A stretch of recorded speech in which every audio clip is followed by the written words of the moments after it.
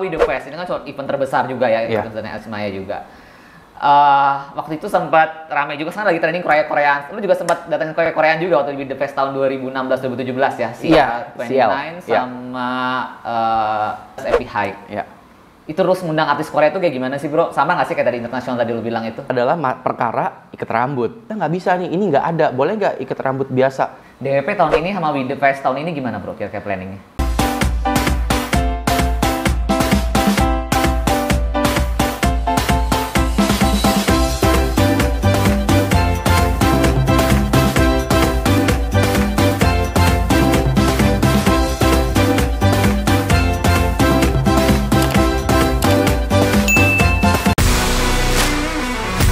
Hai Breezer, seneng banget ya akhirnya gue bisa sempat liburan juga, lagi mantai sambil nunggu jam buka puasa. Gimana puasa kalian? Lancar dong? Kalau kalian biasanya kalau buka puasa makan apa sih Breezer di rumah? Kasih komen ya di bawah. Kalau gue lagi seneng banget nih masak sendiri di rumah. Dan yang lebih senangnya lagi, masak gue nggak perlu ribet karena gue selalu masak dengan menggunakan produk dari Philips. Gue tuh lagi seneng banget sekarang hidup sehat. Gue masak menggunakan air fryer dari Philips. Sekarang Philips mengeluarkan air fryer XL HD 9270 yang dilengkapi dengan teknologi Rapid Air, hasilkan hidangan yang renyah di luar dan lembut di dalam. Nah, sekarang di dapur gue lagi ada Chef Agus Sasirangan. Yuk kita lihat di dapur gue, dan habis itu langsung video podcast gue ya. Let's go Breezer! Jumpa dengan saya Chef Agus Sasirangan di Inovasi Dapur Ramadan bersama Philips. Resep hari ini kakap panggang mente taliwang. Kita akan menghaluskan bumbu taliwangnya, cabai rawit, cabai merah keriting, tomat, terasi, kencur, gula merah, bawang merah, bawang putih, daun jeruk, minyak goreng. Kita haluskan semua bahan bumbu taliwangnya. Di sini saya menggunakan Philips Blender HR2221. Kita siram ikan kakapnya dengan bumbu taliwangnya, taburi dengan kacang mente, bakar menggunakan Philips Air Fryer. Kita pilih menu ikan, suhunya 180, waktunya 15 menit. Buat gorengan sehat setiap hari dalam jumlah banyak dengan Philips Air Fryer XL HD 9270 yang dilengkapi dengan teknologi Rapid Air, hasilkan hidangan yang renyah di luar dan lembut di dalam. Sekarang saatnya kita garnish. Kita juga bisa menyajikannya dengan saus kacang hijau. Delicious. Kakap panggang mente taliwang, selamat mencoba. Yaitu keep it yourself, itu buat lo tahu aja. Nggak usah diceritain, oh si ini ternyata dia suka gini, dia kalau di backstage tuh gini. Karena gue udah ngeliat banyak hal aneh atau yang, oh Allah ternyata dia di belakang tuh kayak gini. Yang gini yang paling aneh gimana bro? Artis nasional menurut lo yang di belakang panggung yang paling aneh? Menurut pandangan seorang Bro Richard deh, yang udah banyak artis negara yang udah ditanganin. Ya misalkan bercandaannya tuh semprot-semprotan minuman soda yang, ya kok kasarnya bercandaan lu alay juga ya gitu. Ternyata kayak gitu, tapi ya juga ya itulah dia sebagai seorang manusia biasa, yaitu dia ngelepas capeknya, stresnya dari touringnya dia pada saat dia konser kemana-mana, dia bisa bercanda sama si teman-temannya, krunya atau siapapun di backstage. Kalau di depan kan dia pasti harus jaga image dong. Nah, apapun yang terjadi di backstage itu ya nggak bisa kita publikasiin. Makanya kalau gua ke tim gua, baik itu tim internal dari Ismaya Live atau tim freelance, gue selalu bilang jangan pernah post, misalkan nih yang ngurusin artis, LO-nya lah gitu, check in location, oh lagi sini, nggak boleh. Atau misalkan kalian check in di airport, itu nggak boleh juga karena itu secara tidak langsung memberitahukan informasi kapan orang ini datang, gitu, itu nggak boleh, gitu.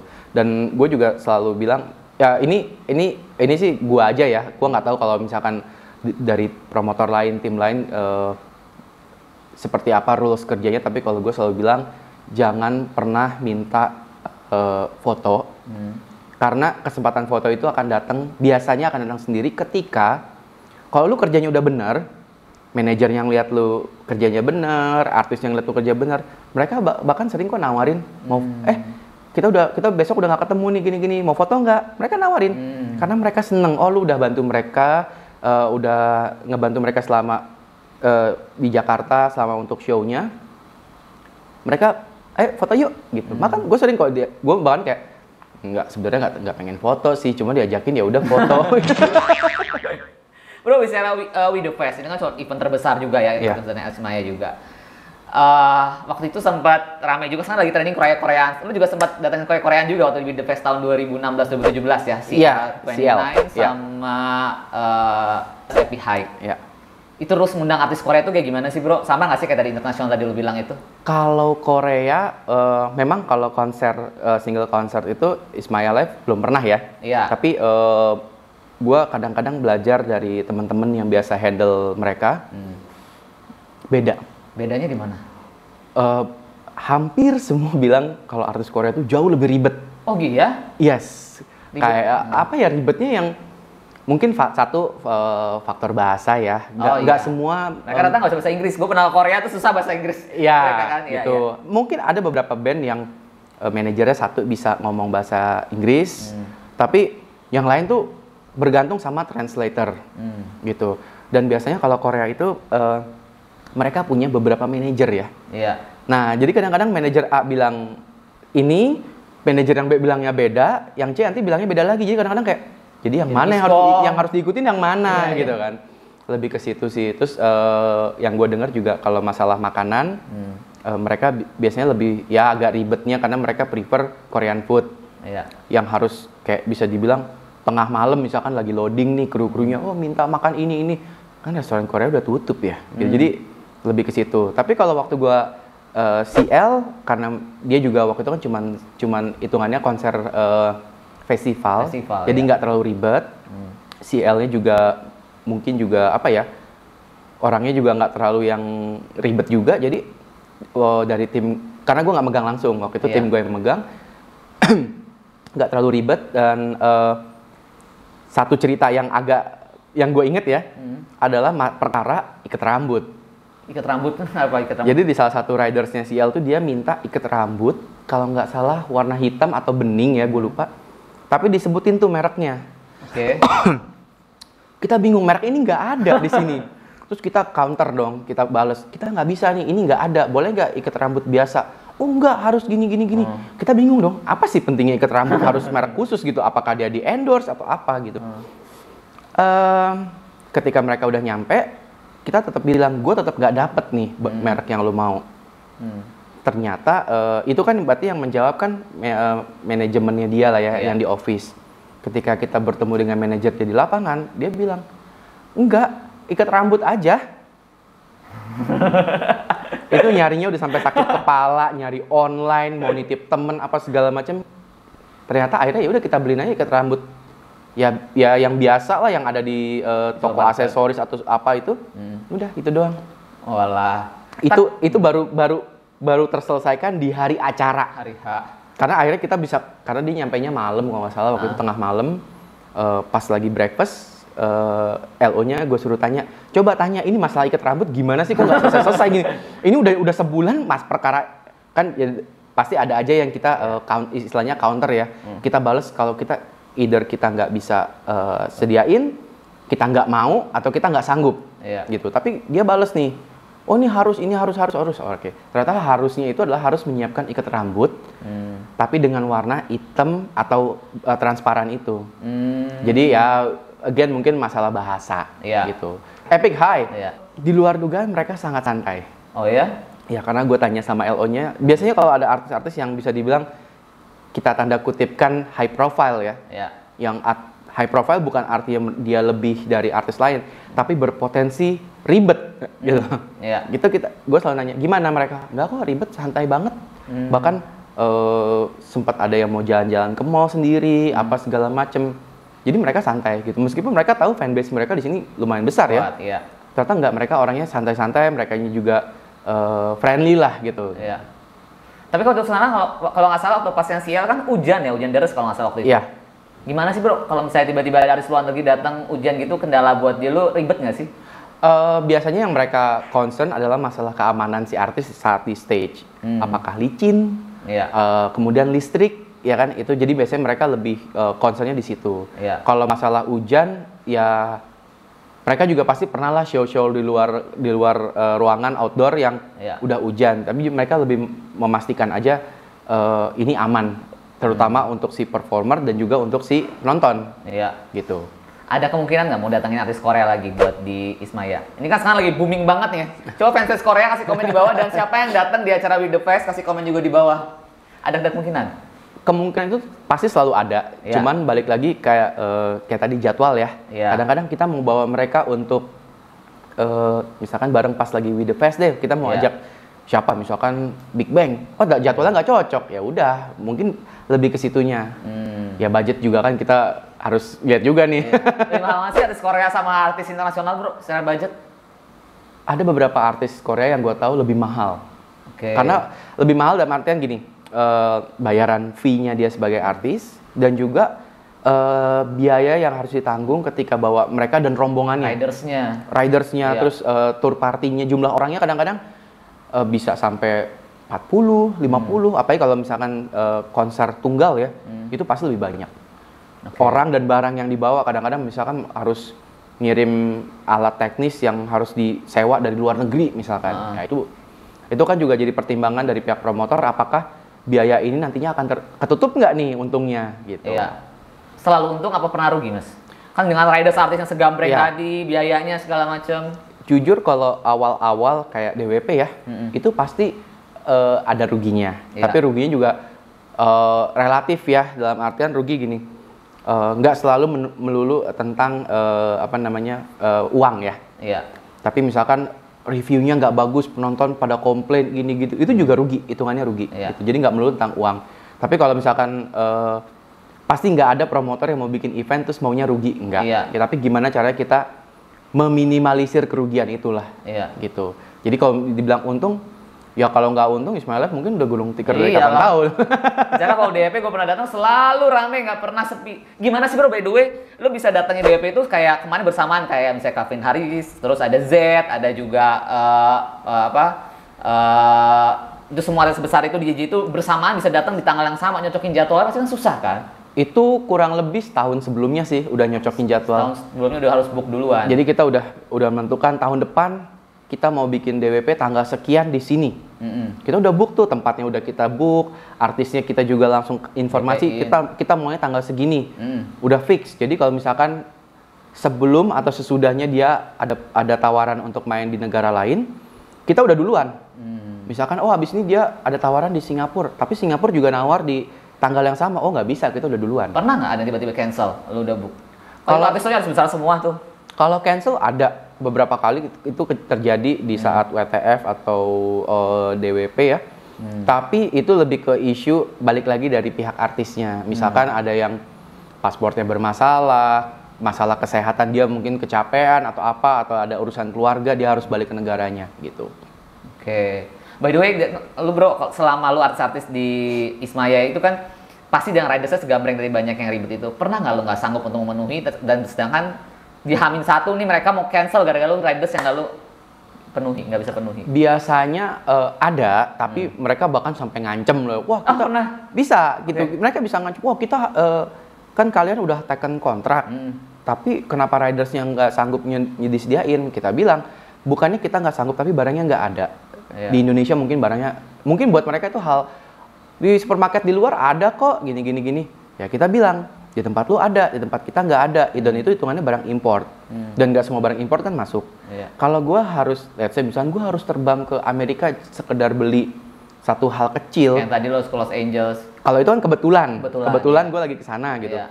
Tapi kalau gue harus nerbangin orang atau ngirim apa segala macam, itu nggak worth it dengan cost-nya. Iya. Dan lagian itu juga bukan hal yang penting untuk menunjang performansi artis kan. Iya. Gitu. Masa sih nggak bisa dinegosiasiin? Nah itu juga nanti gue dibantu dengan tim lain, divisi lain yang tugasnya adalah booking artis. Dia akan bantu nego. Udahlah, masa ini kayak gini doang nggak bisa sih gini. Dan sebenarnya kalau gue kan lebih ngurusin untuk hospitality ya. Iya. Kadang-kadang hal sepele kayak gimana caranya gue bisa nyediain tapi tanpa ongkos ekstra. Biasanya gue coba misalkan ya, ada artis ini minta permen pelegat tenggorokan rasa ini. Lah nggak ada di Indonesia varian ini. Terus? Coba cek teman-teman ada yang lagi di luar negeri nggak nih. Okay. Wah ada nih lagi di sini. Mampir dong ke toko ini, ada nggak permen ini, nitip dong satu. Atau bahkan sempet gel rambut. khusus maunya merek ini, tipe ini. Di Indonesia nggak ada, di Singapura nggak ada. Ada temen nih lagi di Belanda. Ada nggak sih? Kebetulan si artisnya memang dari Belanda. Coba bentar ya, gue cek di sebelah hotel gue ada minimarket. Ada. Oke. Jadi kayak kadang-kadang tuh harus sampai segitunya untuk gerilya karena bukannya kita ngebela-belain juga, tapi aduh, hal sepele jangan terlalu dibikin panjang ribut negosiasinya. Karena biar cepat selesai aja deh, karena kita masih banyak kerjaan lain nih gitu loh. By the way, sekarang kan kalau Ismaya kan udah bikin konser, selama pandemi ini kan bikin konser semua serba virtual, bro. Gimana sih menurut lu sekarang konser virtual itu efektif nggak sih secara penghasilan, secara event? Kalau secara penghasilan jelas beda jauh jauh gitu. Mungkin juga hype virtual bisa dibilang orang udah bosen ya, udah mulai bosen, tapi mau nggak mau ya karena kondisinya pandemi juga belum selesai. Ya mungkin bisa dibilang kita harus benar-benar nunggu dari pemerintah udah boleh untuk bikin live concert juga, kan kita juga nggak mau bahayain penonton atau pekerja-pekerja yang ngerjain acara itu, mulai dari tukang kabel sampai artis itu kan ada kemungkinan terpapar ya, nggak ada yang kebal gitu. Jadi kalau misalkan dari segi pekerja eventnya pendapatan jelas jauh. Kemudian dari sisi penonton hype-nya nggak dapet kali ya, karena ketika lu nonton di festival yang lu datang ini tuh pengen ngeliat artis langsung, joget bareng. Nggak cuma musiknya, tapi ketemu orang, interaksinya, terus lihat dekornya, seru-seruan sama temen-temennya itu festival experience itu yang mungkin nggak dapet ketika virtual. Tapi ya kita coba gimana caranya memaksimalkan apa yang kita bisa lakuin saat ini. Kalau cuma bisanya virtual ya virtual. Ya beberapa ada yang mereka misalkan kemarin kayak waktu DWP ya, kita lihat dari sosial media ada yang mereka ya sebenarnya nggak boleh sih kalau secara aturan pemerintah ya, mereka ngumpul di satu rumah, satu orang gitu, sebelum datang mereka tes dulu tuh, mereka ada yang tes swab, antigen, nonton bareng kayak gitu. Nonton bareng, virtualan bareng. Ya meskipun itu tidak disarankan, ya namanya juga manusia kan makhluk sosial ya, kita pengennya kalau bisa sedih seneng bareng, gitu loh. Jadi ya konser sendirian di depan juga joget sendiri juga aneh ya.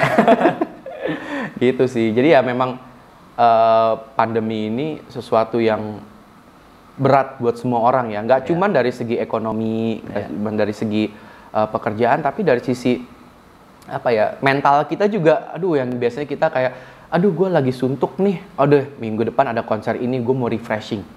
Sekarang itu nggak ada, cuma bisa live virtual, secara virtual gitu.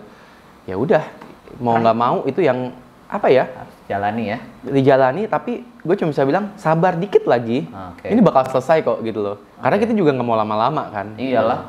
Kemarin terakhir kalau nggak salah konser virtual Kylie Minogue ya dari Ismaya ya. Kylie Minogue sempat ya gitu, kita ngadain juga, tapi itu sebenarnya kita join sih. Jadi dari pihak manajemennya mereka menawarkan mau nggak ngambil license untuk nyiarin Kylie Minogue di Indonesia gitu. Oke, jadi tapi nggak terlibat langsung untuk mengatur riders yang ngundang segala macam. Enggak. Itu mereka langsung di sana, mereka yang syuting apa segala macam. Kita cuman menyiarkan ulang aja dari sini. Gitu. Jadi kayak partner untuk menyiarkan gitu. DWP tahun ini sama With The Fest tahun ini gimana bro kira-kira planningnya? Ya kalau dari pribadi gue sih gue pengen banget kita udah bisa offline ya, nggak virtual. Tapi kalau kondisinya nggak memungkinkan, itu tadi safety first lah. Kita nggak mungkin, aduh tapi gue udah pengen banget dapat duit lagi nih dari festival atau penonton ini, gue udah pengen banget ngerasain festival lagi. Kalau abis itu pulang sakit atau kita jadi membawa penyakit buat orang di rumah kan nggak worth it juga ya. Jadi kita akan kita tunggulah dari pemerintah seperti apa. Kemarin kan juga udah sempat ada diskusi dengan Kemenpar, gimana ke depannya gitu. Kita semua bisa dibilang gini patokannya. Pada saat pandemi dimulai, yang pertama kali di-cut itu adalah industri event, live event, live music, festival itu yang pertama kali di-cut. Ketika bisnis ini udah bisa balik lagi, itu artinya pandemi udah selesai. Iya, kayak di luar negeri ya, kayak di Wuhan, di Thailand, di Taipei. mereka udah bisa bikin konser. Kenapa? Karena mereka udah bisa kontrol pandeminya. Iya. Jadi kalau misalkan entah itu Ismail Live atau promotor lain udah bisa bikin festival offline skala yang cukup besar atau cukup besar, itu artinya pemerintah udah yakin ini udah selesai kok. Kita udah bisa contain, kita udah bisa mengatasi masalah ini. Buat Breezer, coba prokesnya tetap dijalankan biar pandemi cepat selesai, kita bisa konser bareng, joget-joget bareng lagi ya. Betul. Tapi udah kasih bocoran belum bintang tamu kira-kira nanti With The Fest sama DWP tahun ini siapa aja? Belum, karena boleh. kita juga nggak bisa ngelihat kondisi Indonesia doang. Kita harus lihat kondisi di negara-negara lain.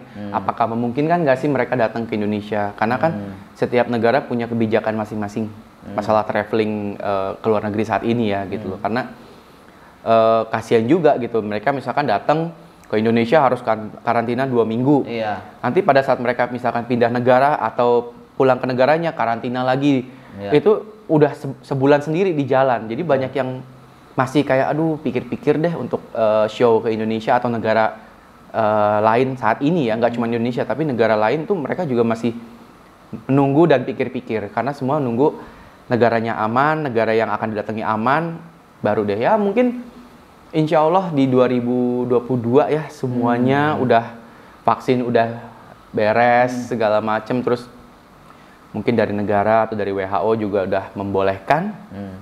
Ya, tapi itu semua balik lagi ke kitanya. Kita jalanin nggak nih prokesnya gitu loh. Iya dong, prokes dong. Sabar-sabar dulu deh, dikit lagi. Kalau misalkan vaksin berjalan lancar, semua orang mau divaksin. Syukur-syukur kalau misalkan angka penularannya juga turun. Habis itu bisa benar-benar beres, ya kita siap konser lagi. Siap, amin. Gitu. Kita doain semoga DWP dan With The Fest amin, bisa amin, normal amin. kembali. Berarti tahun ini kemungkinan 90% virtual lagi kan?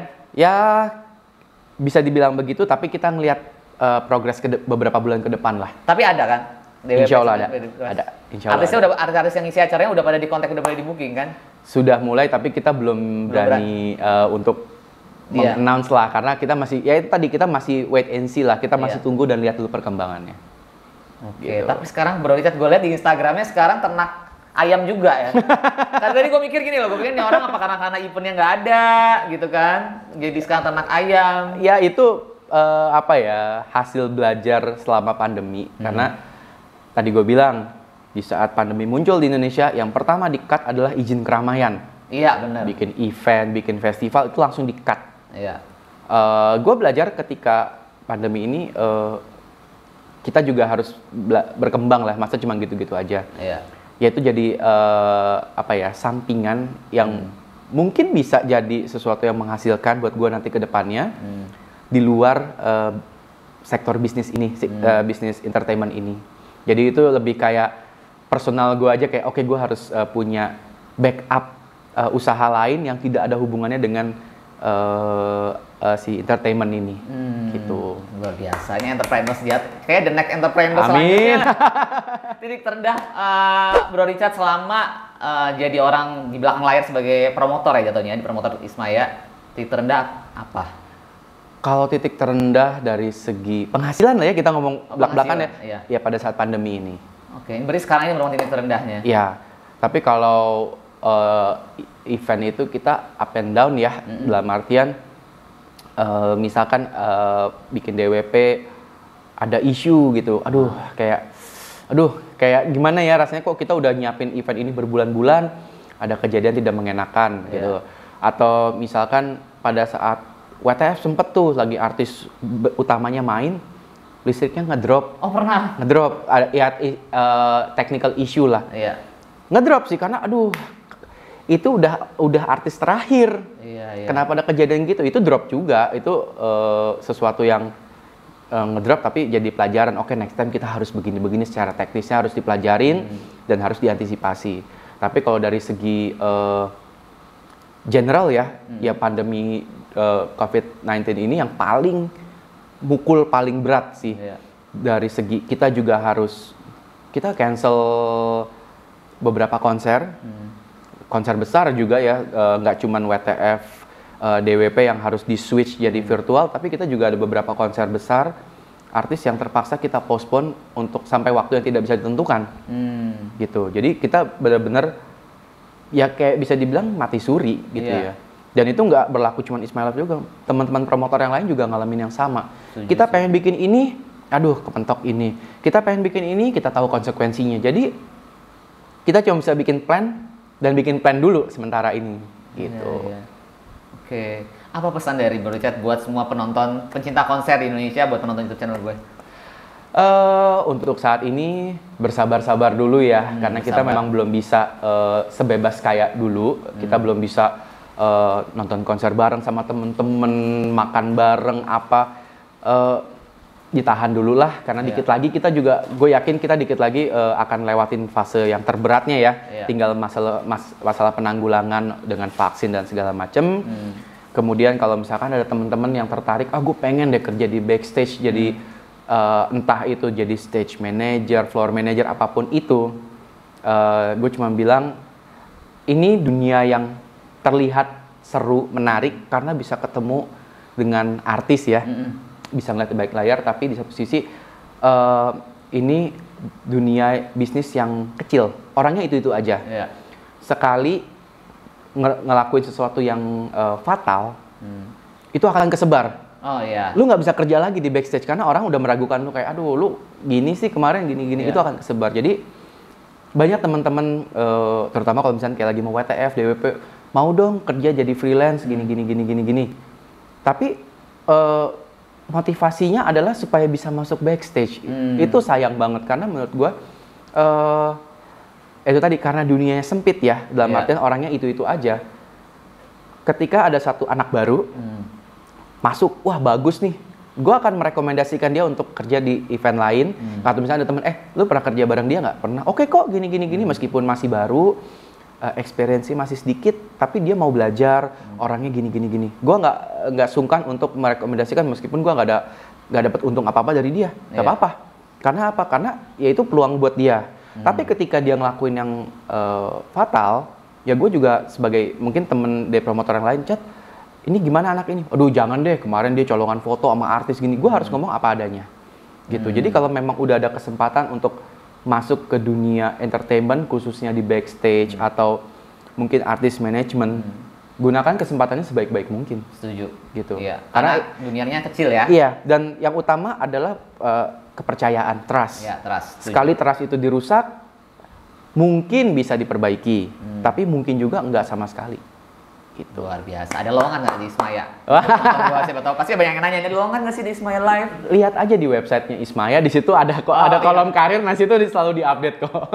Siap. Richard, thank you so much buat semua tamu di YouTube yang tema. Ada Bantal Pensil, tanya udah mampir di podcast kita. Terima kasih banyak. Thank you so much. Semoga sehat selalu. Amin. Terus juga Ismaya Live makin sukses. Amin. Konsernya cepat berjalan normal kembali. Usaha ternak ayamnya juga.